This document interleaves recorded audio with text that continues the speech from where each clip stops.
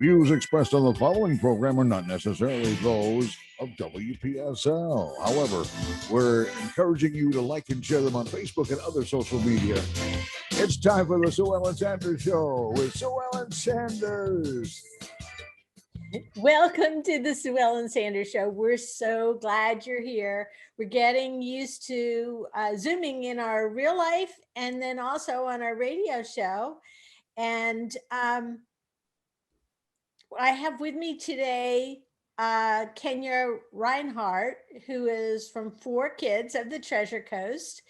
And the last time you were here with me, Keny, we were also Zooming, but you've been in the studio with me several times before. As a matter of fact, I think I've cried in the studio with you. Yeah, there's always some tears when I bring Ashley, my kid, with me, because it's a beautiful story of the journey home for her kids. It is. And also you have with you another foster parent who is also somebody who works for 4 Kids now, and that's Michael Keane. Welcome, Yeah. Michael. Hi, thanks for having me on. And you know, Ashley lives in my neighborhood, and so I get to see those 3 beautiful children every single day, and they are great, and they are funny, and they are smart, and she is so blessed.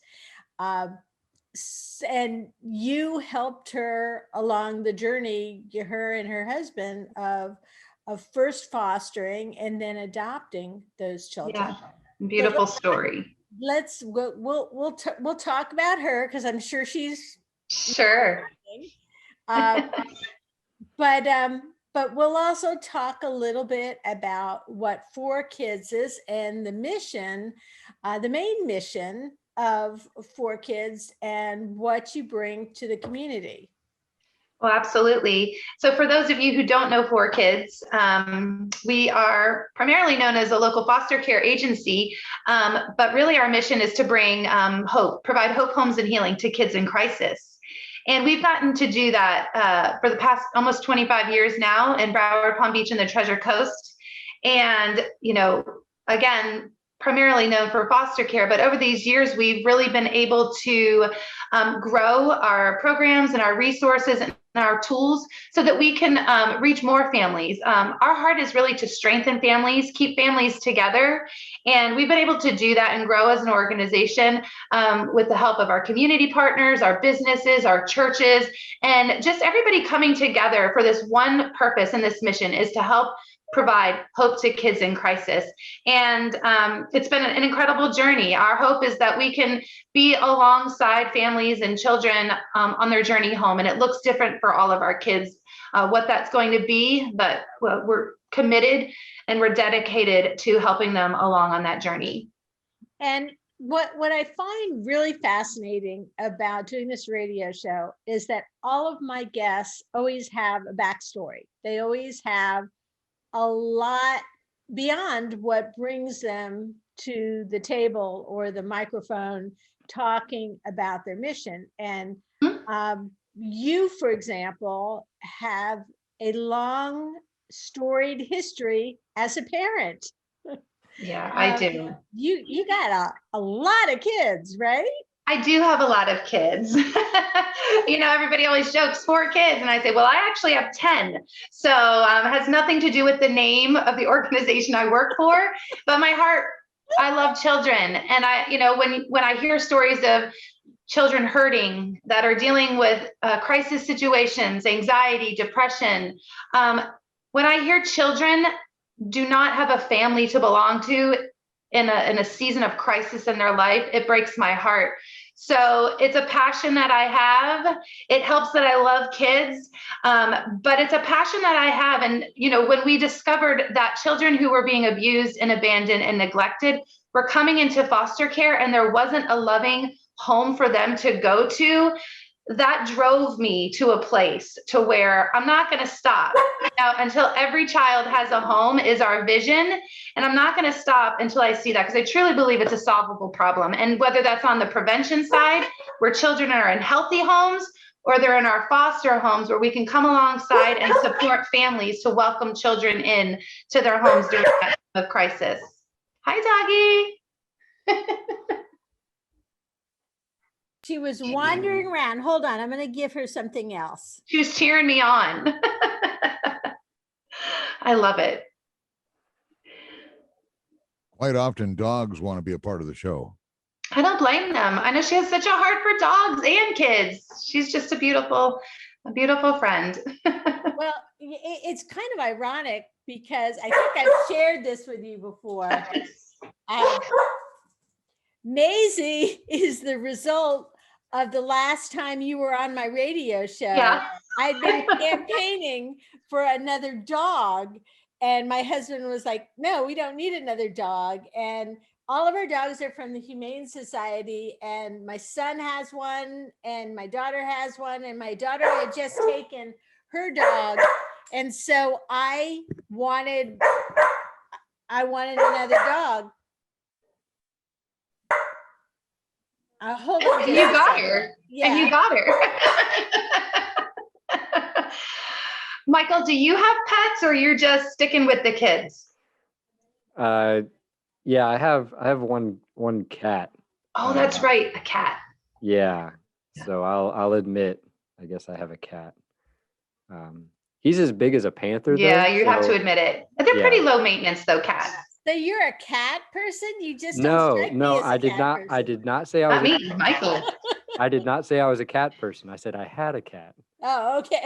He said he has one. Yeah. But anyhow, the end of that story was that I came home from doing a radio show with you and said, you know what? Why don't we foster a kid? Yeah. My husband let me get the dog. Yeah. I'm not sure if it sounds easier or not. Yeah. I'm going to mute myself for a minute, and then I'm going to let Michael talk for a little bit about his journey to 4 kids. Hold on, and I will be right back. I can hear you, so don't say anything sneaky. Okay, I won't. I won't give any secrets away, any of Sue Ellen's secrets. Yeah, there you go. We don't want anything going out over the airs that I mean, this is entertainment, right? This is real life. This is how we've been really operating for the past year. So everybody's used to it. It's almost like white noise. We don't even hear it anymore. Well, we need some humor to lighten the mood. We do. Yeah. So a little bit about me. Like Keny said, I'm a foster and adoptive parent. We've been fostering for about 4 years, and we started our fostering journey through 4 kids, becoming a licensed foster parent through them. But we're a little bit unique in our area because we're actually licensed to foster medically fragile children. So we have a training background for medical foster care, and the children that are placed with us have medical issues that really need to have a lot of attention. So we've had quite a few placements come through, varying degrees of medical complications. But the heart behind it for me, really, I attended a meeting at a church, an info meeting that my wife told me about, and I was interested because the mission of foster care and loving children has always been a part of my heart. But after hearing the statistics in our local area, it was impossible for me to sit back and not doing anything, knowing that I had the ability to do something. So we started our journey then. Went through 4 kids, got licensed, had a wonderful 10-year-old placed with us in our home. We had 1 biological child at the time, and my wife was 8 months pregnant whenever our 10-year-old came. And hold on tight, everybody. Yeah, so within the span of a month, we went from one child to 3 kids. One of them being a 10-year-old. And at the time we were, 25. And you're officially 25. outnumbered. Yeah. Oh yeah, we're definitely outnumbered. And we didn't stop there. So ended up with 3 kids. Our daughter was still in foster care. We had the awesome opportunity to adopt her, which has been amazing. So she's been with us. She's 14 now. She's almost 15. Scared to death to teach her to drive, but I guess that's one thing a parent has to do.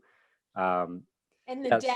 the dad, Yeah. I'm sorry, the Yeah. dad had a better relationship for teaching to drive. It's Yeah. on you, bud. Yep. So I'll assume that responsibility in any mailboxes that go along with that. So yeah, we fostering, and it was, we ended up, it's an awesome story. We ended up moving houses, and really felt that the house that we moved into was for us to be able to continue to do what we were doing and helping more kids. And so we welcomed, his name is Louis,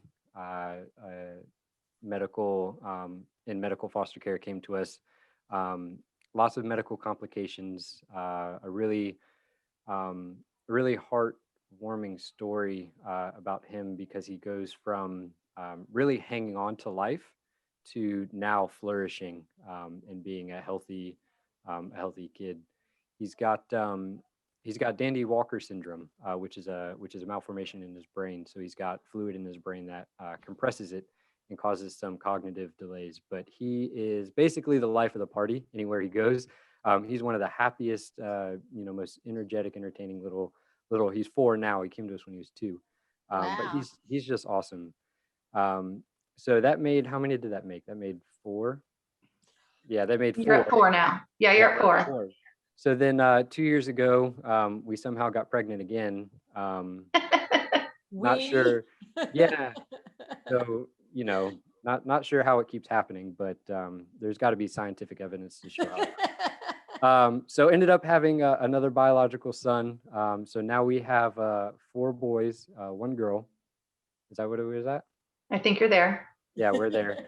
I can This tell is you. why you have a cat and not a dog. Yeah, Right, it's a cat. I can tell you their names, but don't ask me their birth dates. Yeah, that's okay. So yeah, so now we're at 5, and Louis' adoption goes through, and he's our forever child. And just recently we took a placement of medical twins. So now we're at 7 kids, and it's just absolutely amazing how much you learn about yourself whenever you are pressed with having a lot of kids that need a lot of attention, and you learn to really pull deep down inside and show, hey, I need help in these areas to be able to help my kids. And so we have 7 kids total. We wouldn't be able to do it without community support. We've had a ton of people wrap around us to be able to help provide meals, different services for us to be able to take care of these kids. So we're really thankful. And in that whole process, me transitioning to 4 kids as an employee has been just an amazing, has been just an amazing experience.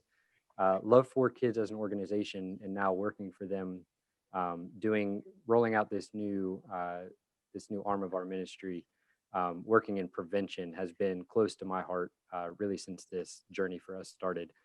Because foster care is a crisis, right? We have 23,000 kids in the state of Florida who are in foster care.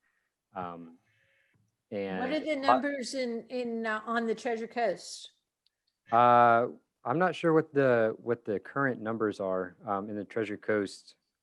Just approximately, or a couple Kenya, hundred? do you know? You're looking about, usually it's around 500 that we serve in service and out of home care, in care and out of home care. And we're looking at an average about 28 children that are removed each month in the Treasure Coast. Wow. So the numbers are high and the need is great. So there's a lot of work to be done. Yeah. So we have that crisis, right, of kids being removed and needing homes to go into. But that's kind of upstream of what the main crisis is, right, which is a breakdown of the family. Yeah. There's families in our communities that don't have the support, the resources that are available to other parts of the community that have those and are able to give them. So what can we do to intersect those two? So our work now in 4 Kids with prevention is really trying to go a little bit closer to the main issue, of breaking, the breakdown of the family and saying, hey, how can we get resources for these families to keep them together, to strengthen their environment, to make sure that the kids are safe, the families can provide for the children, and the families can be a safe and stable environment to raise the kids, so that we don't have 23,000 kids in the system in the state of Florida. Well, so that's what we're working on. And that's the thing, as a mother or a father, whether you're a foster or birth or adopted, you understand that that kids are a lot of work and they change everything. And I remember being handed my son in the hospital 27 years ago, and then wheeled out to the curb because that's what they did. And all of the time thinking in my head, that whole imposter syndrome. Do they know I don't know how to take care of a kid? Do they understand? And of course, there's hundreds and thousands of books on parenthood and parenting, but how do you know who's got the right opinion and what works with your child? And then the next child comes along, and perhaps the next and the next, and you think, oh, I know how to do this because I did this once, and the game has changed. Yeah, no, it was great actually in the hospital with our firstborn, because they give you that little button that you can click, and it, a nurse comes in within like 10 seconds. Yeah. So I was curious as to how long that cord would reach, if it could reach actually all the way to my house. Because I kid you not, when we got home, we had no idea what to do. I don't think we slept the first like 3 nights, because we just held him, because he's not sleeping. I put him down. He's not sleeping. He's sleeping, so we just took shifts holding him while we were awake. So yeah, we were a bit lost. But thankfully. And I think what's great about that, Michael, is like, here you are in that place, and you have a support system, healthy support system in your life. You have family, you have friends, you have a community. Even if you're in that place, you know how to get help. You know where the resources are. You know who to call.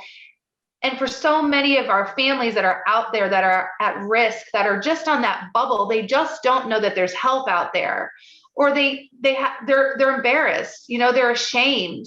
And for many of them, this is just a cycle. This is all they know, right? So how can we get the resources and the hope? How can we bring hope to families out there that are hurting and are in crisis, is really where our heart is right now. Well, and that's kind of exactly where I was going with that, because even in the best of circumstances, when you have a support system and you have a 2-job parents and you have a house over a roof over your head, and you have everything you need, it's challenging in the best of times. Absolutely. Any little thing that comes along that changes throws the whole thing off. And then to consider the people who have something in their life that they're either needing or they're embarrassed to ask for. And certainly what we've discovered with the pandemic is there were a lot of people who were teetering on that cusp. This was just the last thing that threw them over. This is it. Yeah. And so they have got to learn. And then Michael, such props to you, because not enough to deal with a number of children, but to also deliberately have those that are medically needy. Is that's not really the expression? Medical fragile. Thank you. Yeah, and I'll point out for Michael, because I know that they're super humble about it, but they're the only medically fragile foster home in the Treasure Coast. So they're it. When a children comes in to care in foster care with advanced medical needs, need care to help them with equipment, doctors, all the things that it takes to care for a child who's advanced and with their medical needs. They're it. So when they're already at, 7 kids in their house right now. So the need is great for families who are willing to step in and say, hey, I can open up my heart and my home to kids. And maybe I can learn a little bit more how to help these fragile, even a little more fragile kids coming in that need attention. Michael, it's almost as if you saw that doing this with your first son, your first foster medically fragile son, Louis, was something that you could handle, and so you kind of looked up to God and said, okay, what's next? Which I'm so glad you're not in the studio, because I would be like hugging you. You would. He's so huggable. Well, we definitely didn't look at him and say, yeah, we got this.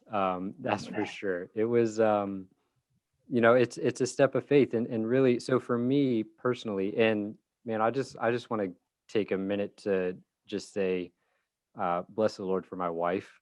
She's the amazing person who's really behind all of it. She's, doing copious medical notes and all this kind of stuff. And she's not a nurse, she's not a nurse to know how to do this, but she's billing and notes and dealing with all sorts of insurance and doctors and stuff. So, she's super, super amazing. But for me, when I see a need, I just try to meet it. And if I can't do it, I need to find people to help me do it. And there's no one else right now. There's no one else who's gonna do it. So we need families. We need families to take traditional foster placements and therapeutic foster placements and medical foster placements. The need's high. The need's really high for those families to step up. And it's you don't have to have everything figured out. You don't have to be the world's perfect parent. I'm not the world's best dad. I'll admit that. I'll admit that up front. But it's one of those things where you can't let your own weaknesses keep you from doing great things. Yeah. So you figure it out. Oh, there's my family picture in the background. There they are. So they're grown children now with dogs of their own. I don't think they could handle babies right now. So. But Sue Ellen, you bring up Ashley.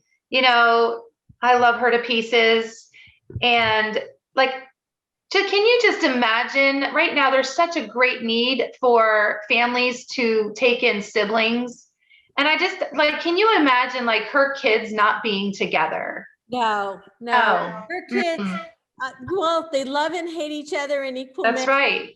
And could not be without each other. And so at the time she adopted them, I know she was in a similar place, Michael. She was like, can I do this? And then she moved quickly from can I do this to I will do this. Yeah. And those children are so loved and so happy. And they are, and they're growing up and just blossoming and just beautiful. Their smiles, we got to see them at our Christmas party, and their faces were just lit up. There was so much hope and redemption, just so much hope in their eyes and their beautiful family. So that's what keeps me going, seeing our families and seeing these kids, seeing kids go back to their biological families, that now their families have been connected to the resources. They've gone through programs, they've done their plans, they've fought for their kids, and those kids have gone back home. That's a beautiful story. That is our hope. But when that can't happen, we get to also see this other side of families stepping into forever and making this lifelong commitment to these kids that they belong, they matter, and that they're going to do everything they can to make sure that they redefine the future for them. Yeah. Yeah. Cause and this is something you learn in parenting. Like, it's not about you. It's not about us. Hmm. And the perspective that we have as a family and our mission really is that people have intrinsic value and worth, Hmm. and that starts from in the womb all the way till death. Is people have intrinsic value and dignity and worth, and they deserve to be loved. Yeah. And we're here to give that. We're here to provide that to the kids, to the families, in any way that we can provide that to them. We give it out. And that is the bottom line, is that love is what you have to give, and that's what we all as parents have to give. However, for some families who are lacking other needs, love Mhm. is not enough. And Right.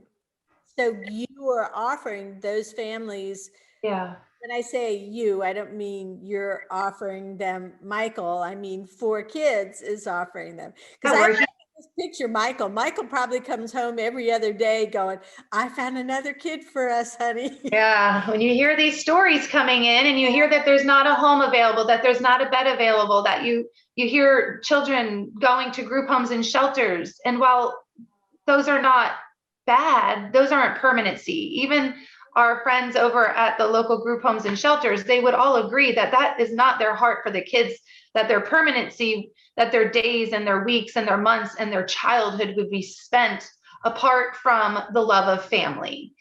They would be the first to agree with that. So our heart is really to bring awareness to the need for foster families, bring awareness to our community that they have the capacity to impact the lives of at-risk families.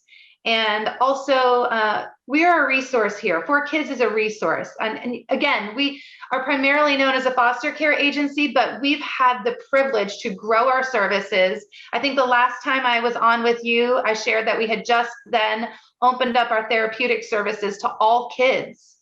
And that didn't stop during the pandemic. I mean, our therapists worked around the clock, and they still do, through telemedicine. Some of them are now meeting back in person, but we didn't stop, and the need went up. Children were not safer at home. Anxiety, depression, suicide on the rise, mental health behaviors that parents had never experienced before. And it was an honor and a privilege to be able to provide services to families in our community when they felt very alone and very hopeless. And so for us, we want to bring awareness to that. For those who are wondering, how can I get involved with 4Kids? Maybe they can't foster, maybe they don't even have time to volunteer, but we all have something that we possess that we can give back to our community, whether it's our time, our talent, or our treasure. There's somewhere for everybody to fit to make an impact in the lives of families in our community. Well, you mentioned too the fact that, especially during the pandemic, Mm-hmm. families who are under pressure or who Yes. don't have the facility, I mean, the mental Of course. facility. Everything changed. Everything changed. I mean, I have 10 children. I was then home with my 10 children all the time, right? And so I knew Look the how pressure. you still are. I know, right? But the fear, our kids hearing all these messages, the fear, the loneliness, the separation from connection. I mean, it has just been a very hard year for so many children and families. But we recorded videos to share, to help parents during the pandemic, to help them cope, to understand behaviors, to deal with anxiety, depression, fear, racial tensions. There were so many things that have happened this past year that we had to get the message out that there's hope.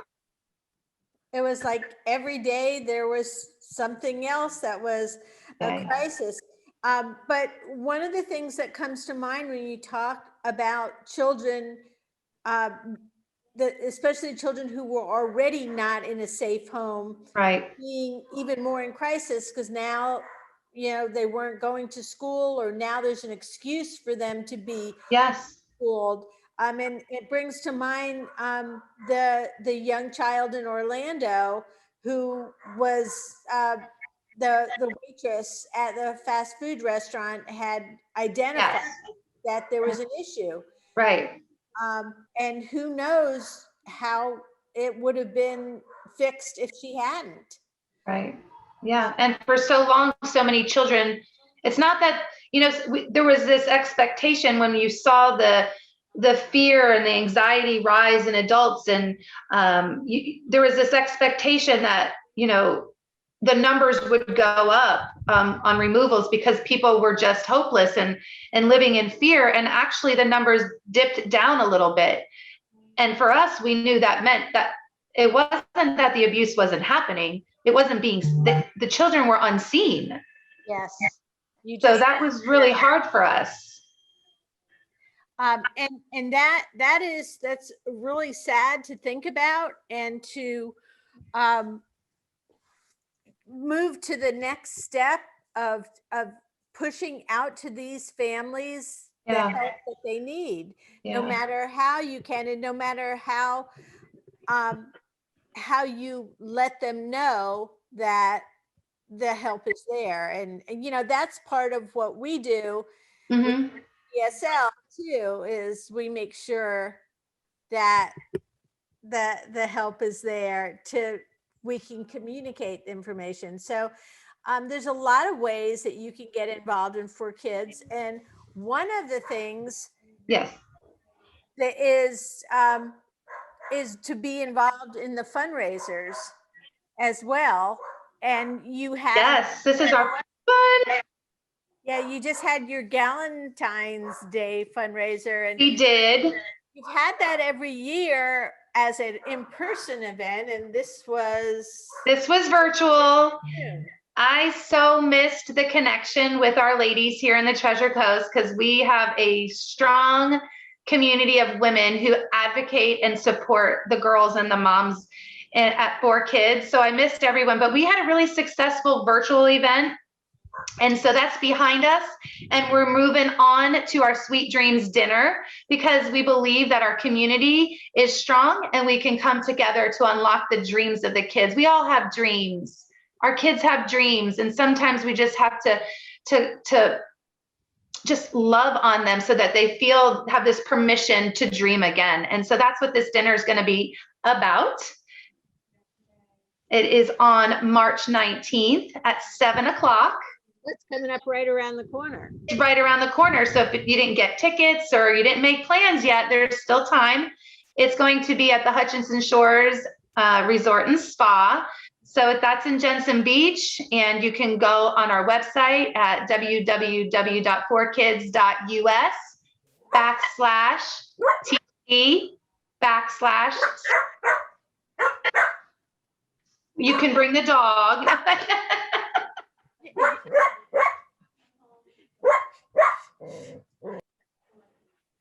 She's almost got dog laryngitis now. She almost does. We put her on the back porch. You're so funny. But this dinner is going to be it's our inaugural Sweet Dreams dinner. We're looking forward to seeing everybody in person. We want to also celebrate the successes. Our kids have just grown over the past year. We want to celebrate successes. We want to celebrate our community. And we want to dream together, right? We want to have vision together with our community on how we can bring more hope, more homes, and more healing to kids in our community. So you can buy tickets for that. We have tickets, we have sponsorships, and it's just a great way to come out and support. Like I said, not everybody can foster, but some of us are wondering how they can use their treasure to make an impact in the lives of kids here. And it's a wonderful way to support and advance the mission of 4Kids. So let's talk about your website and the resources that you have on your website. You want to, Michael, do you want to take them through Care Portal? I know the last time I was on, Sue Ellen, I was sharing with you that we were getting ready to move in the direction of Care Portal. And I'm excited to announce we launched it in December in St. Lucie County. I believe we're moving towards Martin, Okeechobee. So we're almost fully launched in the Treasure Coast, and it's been an incredible initiative here for prevention and preservation. And Michael, you want to share how people can find out about Care Portal on our website? Yeah, sure thing. So if you go to 4kids.us, it's number 4kids.us/care portal, it'll bring you to our webpage, and it'll give you a description of what the program is, some videos that are great for you to watch, and it'll have different avenues for you to get involved. But let me give you a little bit of the story of what Care Portal is. Care Portal is a web-based platform that connects the child welfare agencies to the faith-based community in our area. So child welfare workers who visit families will be able to see the needs of that family for stability, for prevention, preservation, just some resources that those families would need in order for the children to remain in the home. What they would do is they take those needs and they submit it on a form through a program called Care Portal.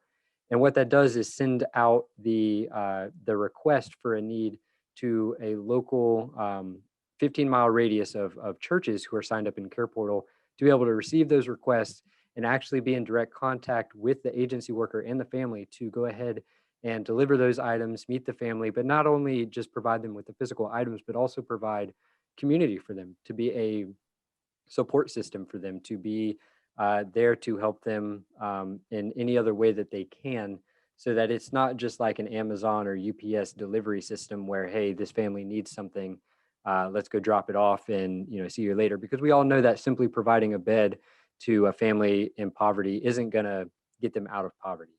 Providing a car seat to a family who needs a car seat isn't going to pull them out of the situation that they find themselves in crisis, especially right now with the pandemic, because so many people are out of work. They don't have the income or the means to be able to have some of these essential items that are required for the safety and stability of the children.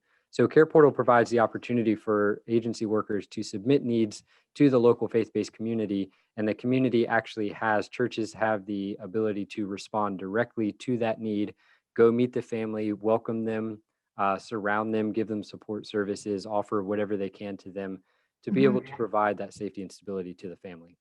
Yeah, that's a wonderful way for us to reach on the prevention side. And when prevention is impossible and we need to step in with intervention through foster care, anybody looking, interested in becoming a foster parent, learning more about it, they can visit our website as well. And that would be the www.4kids.us Treasure Coast /foster.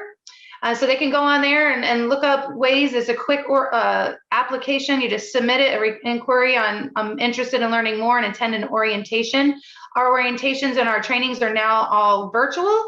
So it's easy for people now. Sometimes they're like, oh, I can't attend the classes. I can't attend. Well, now we're trying to make it a lot easier for those who are willing to open up their homes to become foster parents.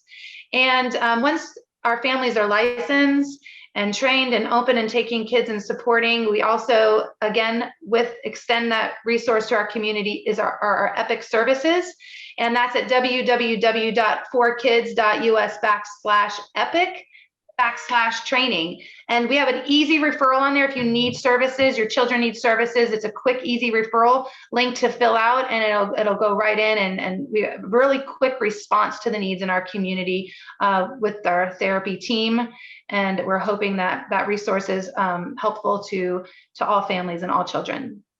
If you're a church or a group that's interested in being one of the supporters, yes, how do people contact you through that portal as well? That portal will send them to Michael. Yeah, so if you go to 4kids.us /care portal, there'll be a section in there that says get connected, and there'll be a church, individual, and businesses. So within Care Portal, a church is always at the center of care. So the church is the one who will be providing the items and going out and meeting the family, being that support system. But individuals and businesses in the community can help in tremendous ways by providing the items to the church to be able to go out and to meet those families. So it's really a collaborative effort where we know that churches have resources. We know that individuals have resources in the community. We know businesses have resources. They want to help the community. But the big question is, what are the needs and where are they at? And Care Portal gives that answer, because what it does is it sends an email to everybody who's enrolled in Care Portal of exactly what is needed and a way to go and actually meet that physical need. So it really brings together two main problems that I've seen in this crisis is exposure to the need and a tool to be able to actually get to know where that need is at and what those needs are. So Care Portal is really bridging that gap there, and we're really happy that 4Kids is able to provide that to our area, not only in Treasure Coast but also Palm Beach and Broward as well. Yeah. And Michael, how many churches do we have in the Treasure Coast currently active in Care Portal?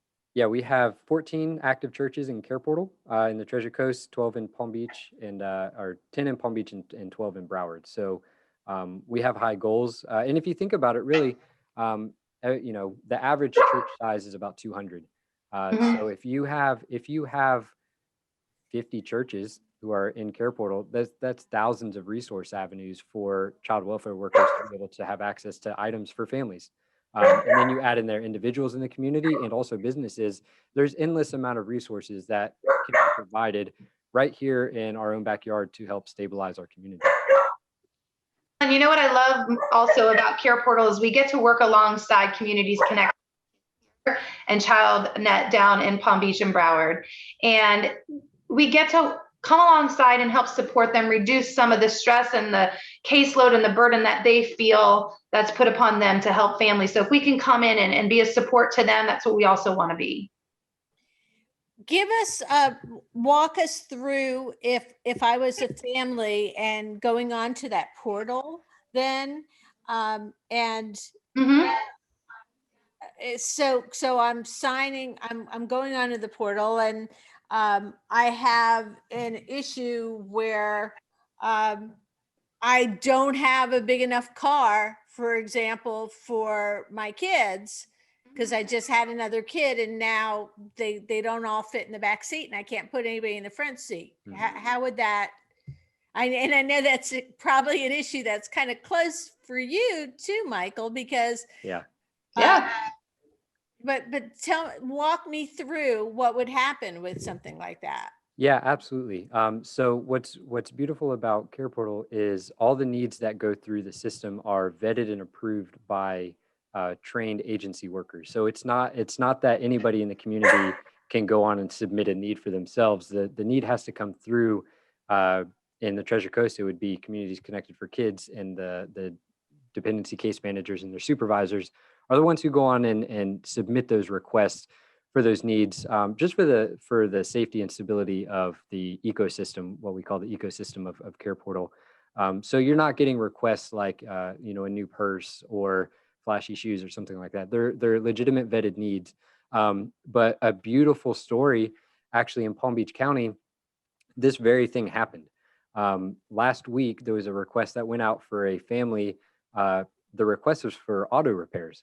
We had a church respond and said, "Hey, we have a mechanic that works and that goes to our church, and he would love to take a look at the vehicle and see what he can do." Services, awesome. Yeah, it turns out that that the transmission in her car was totally gone. It wasn't worth the repair, and it was going to cost way too much to be able to repair for the car.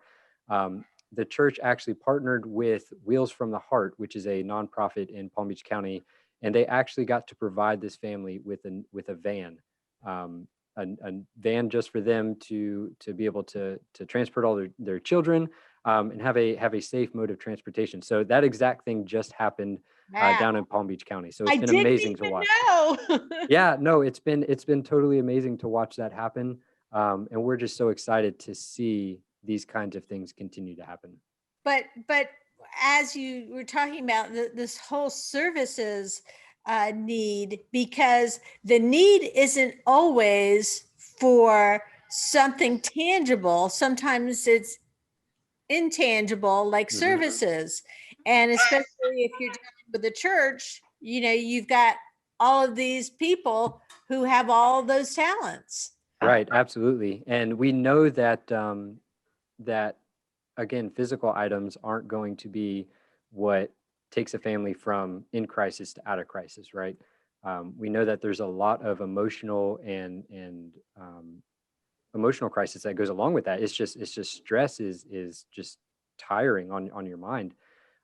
So what Care Portal also gives the ability to do is actually submit requests for things like tutoring or mentorship or counseling or things like that. That's the second phase of Care Portal that we're looking into the future to be able to roll out, because those types of requests would require responders to have background checks just to make sure that they're safe and legitimate people to be able to work with these families, because we want to make sure that the services and the people we provide to these families are going to be building them up and helping them and not actually hurting them. Well, But yeah, it provides those services like even pest control, cleaning services, things like that. But it even goes into the relational aspect as well. and the church probably, if it's a family that they've helped, they have a connection now to that family. Yes. And they're Yeah. probably looking down the road, what else can we do for them? Yes. Right. That's not something that the families necessarily asked for. Yeah, that really is the heart behind it for us and for our local agencies, is to build relationships, connections, that wraparound support. Hope sometimes comes in a car seat, comes in a bed. And there's so many families out there that are just waiting for that hope to come to them, because they're in such a place sometimes that they just don't know where to go and don't know where to turn. And it's just a beautiful picture of this bridge going back and forth between the church and the families. Well, some of the needs that the families might have might also be something that you can refer to another social service agency too, because I know you're very well connected with COSA, with the social service agencies on the Treasure Coast. And so you can help match up if there's another agency. She stopped barking. You hear her now? I'm sorry. She thinks it's a game. I swear that she doesn't bark the rest of the time. I mean, It's just me. No. no. But it's a situation where we feel that she just wants attention. We feel that it's making a difference, but it's making a difference for the people that are helping as much as the people who have been helped. Yeah. Yeah, absolutely. Because it gives the opportunity to serve to those who are wanting to serve. Like we said before, a lot of the issue is exposure to the need. A lot of people don't know that there's 23,000 kids in the foster care system in the United States. I mean, there's over 4 million children who are touched by child welfare in the United States each year. That's not 4 million in foster care, but 4 million families are somehow involved in the child welfare system. Yeah. People don't know necessarily those statistics, and then they hear that and they say, okay, well, what could I possibly do? Well, Care Portal delivers the need to your email. And then from there, you can correspond with agency workers and other services to be able to help provide for that family. Kenya, when you were talking about this launching, about this happening, I thought, whoa, this is really going to be big. But how incredible and awesome is this? Yeah, and we couldn't do it without the support of our community, like giving us the confidence to step into something new. It's very new for us, but since December, Michael has some amazing quick updates before we have to hop off on some of the impact that's already been made since December. Let's talk about that. Yeah, so the Care Portal system tracks a lot of data. So it tracks how many kids has been served. It actually calculates the economic impact that has been able to be made in the community by these services. So right now, we're about 40 children served in the Treasure Coast and Palm Beach, close to $20,000 in economic impact already. Now that's not $20,000 that has been spent by churches to be able to provide these items, but it's $20,000 saved basically out of the state's budget to if they would have had to purchase these items at full price. But also in these prevention requests, it's preventing kids from coming into care, which prevents agency workers from being assigned another case, dollars going towards their paycheck to be able to provide the agency services for them and stipends to the family and things like that. But the biggest thing of all is really that it keeps the families together. We know that society is a healthy society has to be built on strong families, strong nuclear families. And when you see the breakdown of society anywhere in history, you see a breakdown of the family. And we want to step in before that happens in our own communities. And now we have a way to do that. Because otherwise you'd have a situation where as quick as people were fostering or adopting, there'd be more kids coming in. And so if you're able to adjust that flow and make the families able to stay together successfully and give them the resources they need to do that. That's amazing. I'm so proud of you guys. I just so there are several different ways that people can get involved. They can volunteer. You can find out that information on your website. You can be a part of a fundraiser and donate money as the event that's coming up in just a couple weeks. And that's also both on your Facebook. Everything's there. Yep. Yep. Invite us in, learn more about what we do. Invite us into your workplace, invite us into your church, invite us into your circle of friends. Make it purposeful. Invite us in. Let's do this together. That's awesome. And then, of course, there's if you just want your business to sponsor something or just write a check, that's a charitable donation. Because, of course, For Kids absolutely Coast is nonprofit. And it goes straight to the children and families right here in the Treasure Coast, our community. And the more resources we have, the more work we can do and the more healing we can bring to kids here. Keny, Reinhardt, and Michael Keane have been my guests, along with the ever-barking Maisie.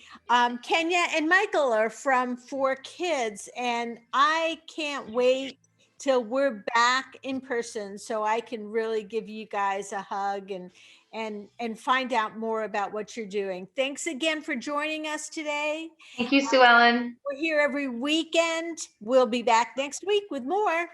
Thank you so much. Bye-bye. Thanks for having us on. Bye. The Sue Ellen Sanders Show, weekends on WPSL and on YouTube under WPSL TV. This is WPSL Port St. Lucie, the talk of the Treasure Coast.